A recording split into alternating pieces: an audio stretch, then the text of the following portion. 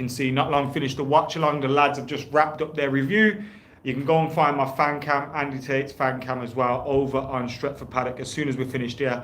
The boys are just working on the edits right now. So I guess in the next 20, 30 minutes, they'll start going up. So make sure you keep it locked for all that. We did the watch along as well. We got to see Manchester United win 3-1 on the day. Big result for Manchester United. We needed that result. We needed to get back into the swing of things, and we needed to get back into the way of winning games. And that's exactly what we did. It wasn't comfortable. Not going to lie, the first half, I thought that Brentford were the better team. They overrun us through midfield. They had more chances. They had a couple of clear-cut chances that they should have taken. A few very good saves by David De Gea. I thought Varane was also excellent in defence. And Varane and David De Gea in the first half kept Manchester United in it. In fact, the game was pretty boring. So at half-time, we were saying the same old things that we were saying after the Villa game. Not good enough, too slow, too lackadaisical, not proactive enough.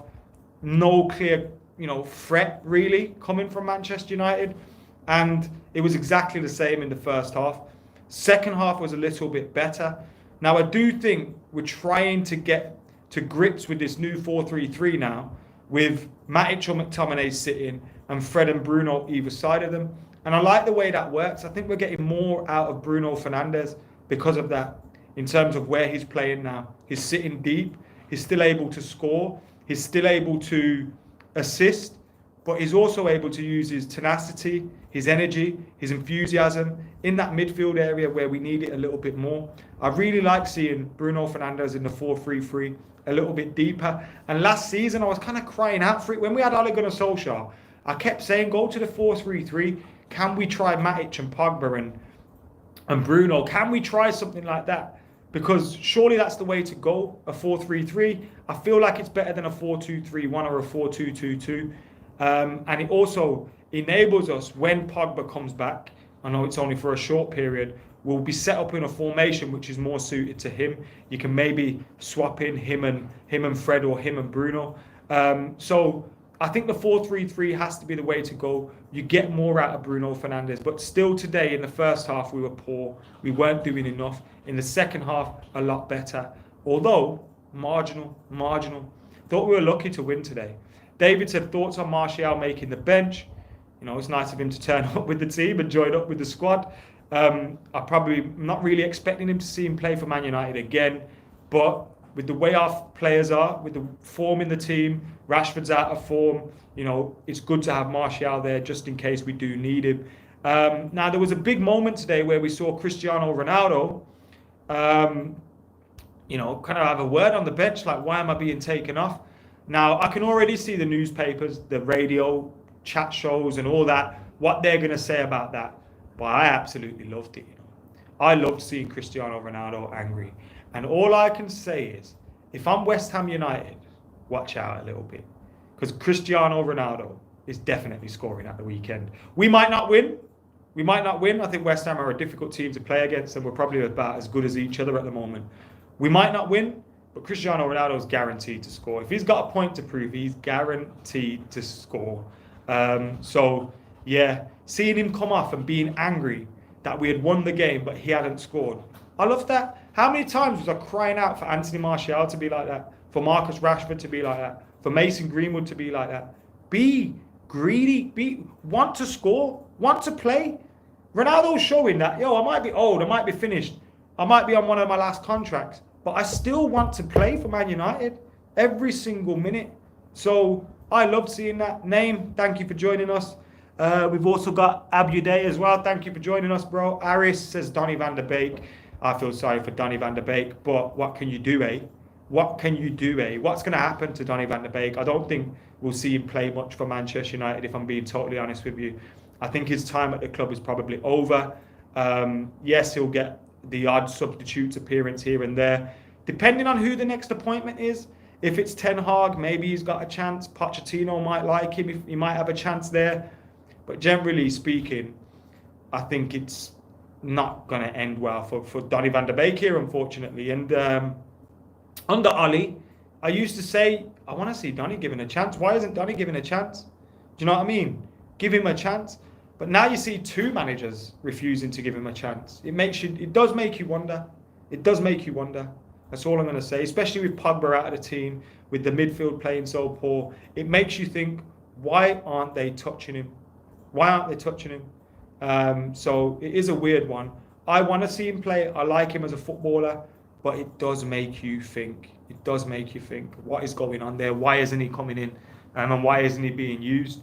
Habiba says, I got a feeling we're going to click before the game against Atletico. It'd be a great time to click, wouldn't it? We need to win that game. We really do. But today, look, 3 goals by academy players. Shame we couldn't keep a clean sheet. I thought McTominay improved in the second half, which was good, because it looks like he's going to start most games, unfortunately. So to see that performance from him in the second half was better. He was giving us his driving runs from deep. He was breaking things up. He was getting in people's faces. We need to see that McTominay, because the McTominay we saw in the first half wasn't good enough. Too passive. We allowed them to overrun us. We allowed them to get out our defence too easy. Not good enough. Thoughts on Rangnick looking to South Shore, Wan-Bissaka and Maguire? Those are just rumours at this moment in time. But in terms of those rumours, I'm not surprised by them. Luke Shaw's form's fallen off a cliff since the Euros. Harry Maguire's the same. And Aaron Wan-Bissaka has been far too up and down. I think defensively he's excellent. And maybe if you look at those 3, Wan-Bissaka is probably the one that can feel the most hard done by, if that is true. But having said that, I'm not surprised, because they've not been good enough. They're not the only ones, but they've not been good enough. They've not been good enough at all. Elanga, Mason and Rashford all scored. Who do you leave on the bench against West Ham? Rashford. His performance didn't show that he should start. He scored, which I want to see him score. That's great. But let's just slowly, we don't have to push him back into the firing line straight away and say, all right, here we go, you're in there now. Would you take 100 mil for the 3 of them to get rid? Get rid of who? Maguire, Wan-Bissaka and Shaw, 100 mil. We paid, what, 160 for him? Fucking hell. We'd be lucky to get 100 mil for him, to be fair. Right now, Varane and Lindelof is our best centre-back partnership. I agree with that. I think Varane's excellent, to be honest. Every time he's played, I know he made the mistake against Villa, but I felt once Lindelof got pulled out of position, it was difficult for him. But Varane's been so good for us. If he wasn't injured this season, I'd be saying give him the armband. Give him the armband. Sancho wasn't involved today. I believe that was because of bereavement in the family. He had a funeral and he asked the manager to be given the game off. So maybe he wasn't mentally ready for this one. Fingers crossed he'll be mentally ready for the performance by the end of the week. But look, if he's not going to be available, then, you know, he's only human at the end of the day. He's obviously dealing with something within his family. Let's hope he can get that beyond him and then focus on his football and come back and play. But maybe that's the escape he needs at the moment, playing against West Ham on the weekend. Because football's a great escape for everyone, isn't it? So, yeah, but Sancho wasn't involved today because of a family bereavement. Andrew says, I like the 4-3-3, but we need that CDM desperately, for sure. Manny says that back 4 looks very well balanced. Yeah, the back 4 does look a lot more balanced, but I do think at times when the back 4 looks imbalanced or unbalanced, it's because of the midfield. It's because we've got McTominay in there, because we've got Fred. We need better players than them. And I know for some reasons, pundits seem to have this thing about Scott McTominay and all that, but he's not the guy, man. I know he looked okay in the second half. He's not the guy. He's not the guy. He never will be. Fred's not the guy. He never will be. We need to improve the midfield area. It's as simple as that.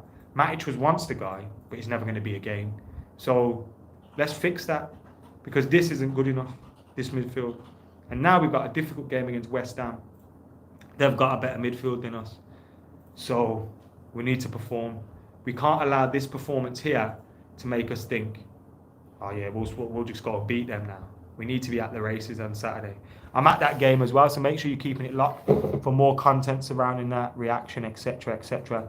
But yeah, thank you for tuning in. Like, comment, share, and subscribe. If you want more from me, go and check out my reaction on Stretford Paddock. United have got 3 points. We've beaten Brentford 3-1. Ronaldo threw his toys out of the Prem a little bit. But you know what? I don't mind it. You see a player there that's hungry to play for Manchester United, hungry to score goals. And fingers crossed he'll be back doing that this weekend. Jay's on BT. Look at him getting about. That used to be my gig, you know.